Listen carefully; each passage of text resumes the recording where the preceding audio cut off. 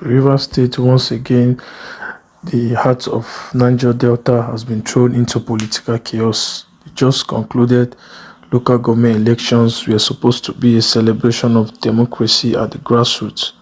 Instead, what we witnessed was nothing short of a political drama filled with accusations, manipulations, and as a result, many people say was deliberately rigged in favor of the APC. Today, let's break down what really happened, why it matters, and what this means for democracy in Rivers State and in Nigeria as a whole. Local government elections are supposed to be the simplest and most direct way for people to choose their leaders who affect their daily lives. Schools, markets, and local roads. This is where the local government meets the people. But in Rivers, instead of a people's choice, we got an APC landslide that many are calling nothing but a sham. Reports came in of ballot papers hijacked, voting disrupted, and results written long before the last vote was cast. Videos online showed polling stations deserted, yet officials later announced massive turnout. My people, how is that even possible? The opposition parties cried foul immediately. They accused the APC of using security forces and political talks to silence voters and intimidate everyone who dared to challenge them. In some words, residents said election materials never arrived, but somehow results magically appeared favoring APC. This isn't democracy, it's daylight electoral robbery. And the saddest part, the ordinary citizens, the voters, are the ones paying the price.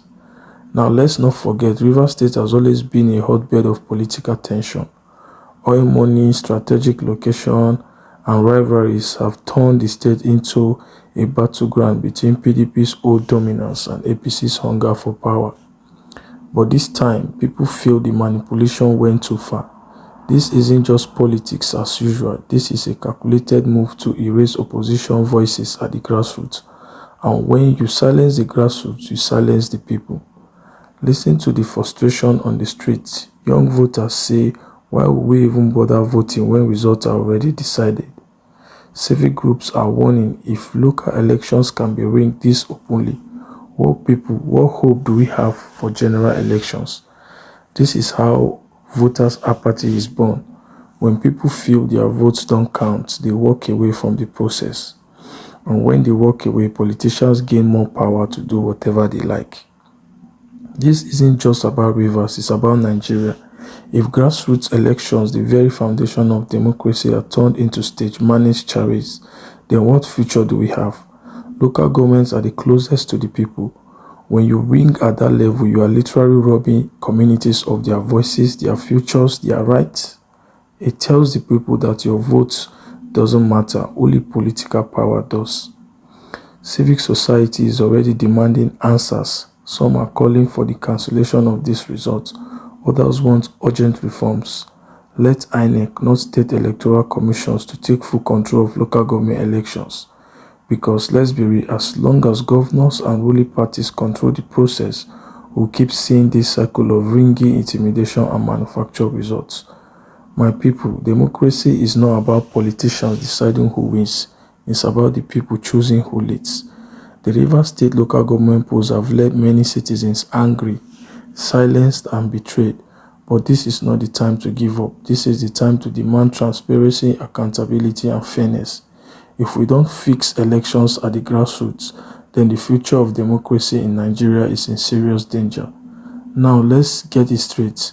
Wike, the former governor of Rivers and now the FCT minister, played a massive role in shaping the local government elections. First, he came out boldly to endorse the August 30th polls, brushing off critics who called it unconstitutional or unnecessary. To him, it was simple. Elections must go on and the PDP, his party base, was going to dominate. But here is where it gets interesting. Across both the PDP and the APC, who do we see emerging as chairmanship and councillorship candidates? You guessed right, Wike's loyalists. Whether in his camp within the PDP or as allies who crossed to APC, his political network was everywhere. This shows that the man's grip on grassroots politics is still unshaken. And after the elections, analysts say Wike has effectively retaken control of Rivers' local government structure. Remember the earlier face-off with Governor Fubara? Well, this was Fubara's way of proving that at the grassroots, he still calls the shots. But it wasn't without controversy. Opposition voices cried foul, accusing his camp of trying to delay or manipulate their elections through legal loopholes. Others alleged outright ringing, intimidation, and even attacks on journalists covering the polls. These claims paint a darker picture of a process that many say was titled to consolidate Wike's power. This win marks a significant shift in grassroots control.